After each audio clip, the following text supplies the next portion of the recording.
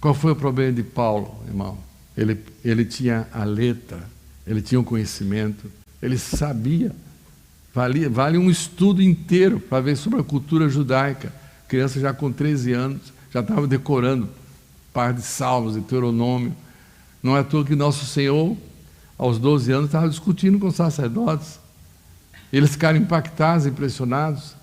Eles levavam muito a sério a vida com Deus. Os fariseus levavam.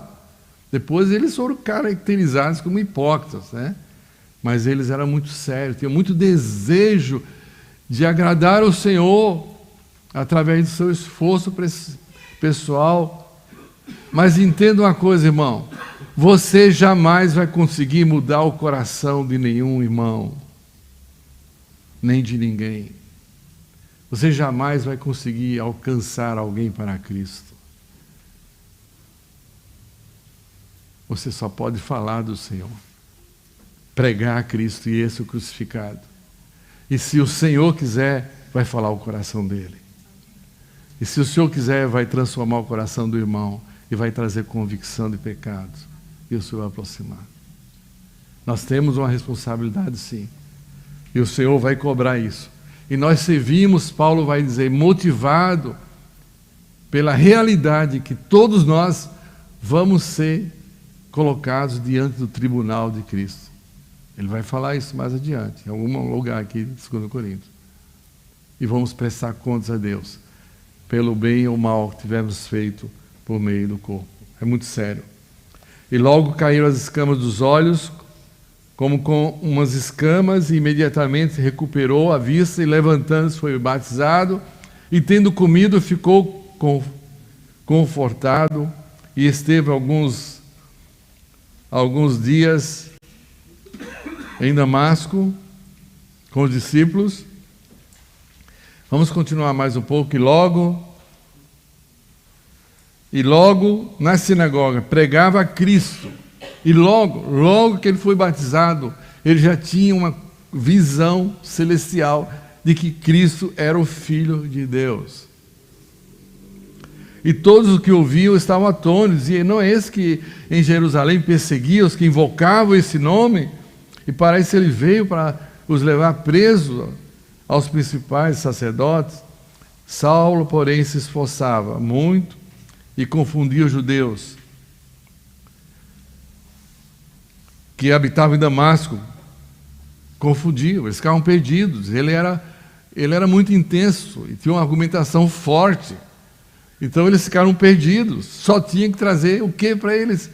Uma grande parte iria se rebelar contra eles, contra Paulo, e iam tentar persegui-lo. E diz assim, provando que e Saulo, porém, verso 22, se esforçava muito mais e confundia os judeus que habitavam em Damasco, provando que aquele era o Cristo. Você vê aí com todo o conhecimento que ele tinha das coisas de Deus, ele não está aqui, olha lá, Isaías diz isso, Jeremias diz, esse é o Cristo. E os caras não tinham o que fazer, eram persuadidos. E tendo passado muitos dias, o que ele conseguiu? Os judeus tomaram conselho entre si para o matar. Quando nós pregamos a Cristo e esse crucificado, não pense que todos vão aceitar, não, irmãos. Nós podemos ser perseguidos. Às vezes somos perseguidos até mesmo entre os irmãos, quando nós estamos comprometidos com a verdade recebida. Estamos sujeitos a ser perseguidos.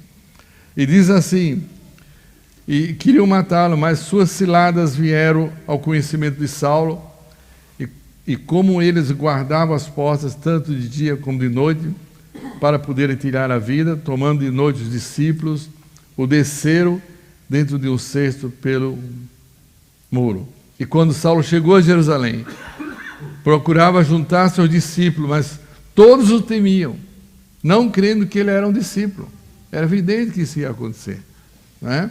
Então Barnabé, tomando consigo, trouxe os apóstolos e lhe contou a história do que aconteceu, como ele ousadamente falava em nome de Jesus. E eles receberam esse testemunho e ele andou com eles. E falavam, verso 29, ousadamente o nome do Senhor, falavam, também disputavam contra os gregos, mas eles procuravam matá-lo. Também os gregos, sabendo, porém, os irmãos o acompanhavam até Cesareia e o enviaram a Tarso. E aqui vem uma coisa curiosa. Assim, pois a igreja em Jerusalém, em toda a Judéia e Samaria, tinham paz. Saiu o encrenqueiro e a igreja tinha paz. Por que encrenqueiro? Porque ele estava confrontando os judeus, dizendo: esse é o Cristo, eles mataram ele. E criou muita confusão em todo lugar que ele ia. No momento que tiraram Paulo, eles começaram a andar em paz. É claro, Deus tinha um plano nisso aí, tinha um propósito maior nisso aí. Ele diz: tinham paz e eram edificados, e se multiplicavam, andavam no temor do Senhor e a consolação do Espírito Santo. Então, irmãos, voltando a 2 Coríntios 2, 14. Voltando a falar do vaso, né? Paulo diz mais adiante que nós somos vasos de barro e há em nós um tesouro. Nós temos que estar convencidos nisso. Temos que estar convencidos que nós somos especiais para Deus. Não podemos ficar olhando para o nosso umbigo, para as nossas dificuldades. Aos olhos de Deus, Ele depositou um tesouro em nós. O mesmo tesouro está em mim, está nos irmãos. E Deus nos chamou para servirmos a Ele. Todos são chamados para servir ao Senhor. Então Ele diz assim, só deixa eu abrir um parênteses. Muitas vezes você, na caminhada, passa por muitas dificuldades e você, como um vaso, quebra, fica dilacerado, fica abatido, quase que nocauteado, quase desistindo, muito sofrimento, muitas encrencas. Você desiste de Deus, e não tem mais o que fazer. Deus não está mais interessado em mim. Mas eu quero dizer o seguinte, irmão, Deus nunca desiste da gente. Não importa a vida que você está vivendo e as coisas que talvez você fez, mesmo conhecendo o Evangelho, que é motivo de vergonha e de desesperança, mas Deus sempre pode começar tudo de novo. É aquele texto lá de Jeremias, vai à casa do oleiro. Ele encontrou o oleiro fazendo um pote, um vaso. Ele via a maneira como ele trabalhava, aquela roda girando, pressionando. Deus trabalha conosco dessa forma. Ele nos coloca nas suas mãos, estamos nas mãos dele. Ele é o único capaz de dar a pressão certa, o giro certo, a velocidade certa, porque ele conhece a mim e a você, e ele vai trazer muitas vezes muitas tribulações, muita angústia, muitas perplexidades, mas nós estamos na mão dele. E se de repente tem algum caroço na nossa vida que você quebra,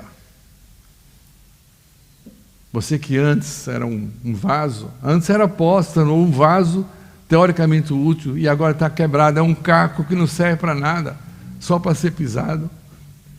Mas Deus disse, não posso eu fazer tudo de novo, começar de novo?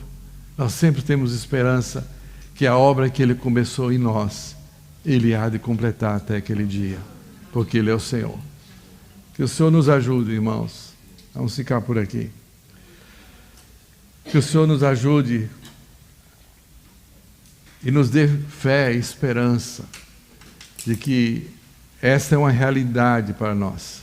Só queria dizer mais algo importante aqui para os irmãos. É impossível agradar o Senhor sem fé. A fé parte de um princípio, que Deus é o Deus do amém. Paulo fala isso. É o assim seja, vai ser, vai acontecer, não tem como ser diferente. é o Deus do sim. Ele vai falar isso aí, Paulo fala, vocês devem ter lido. Você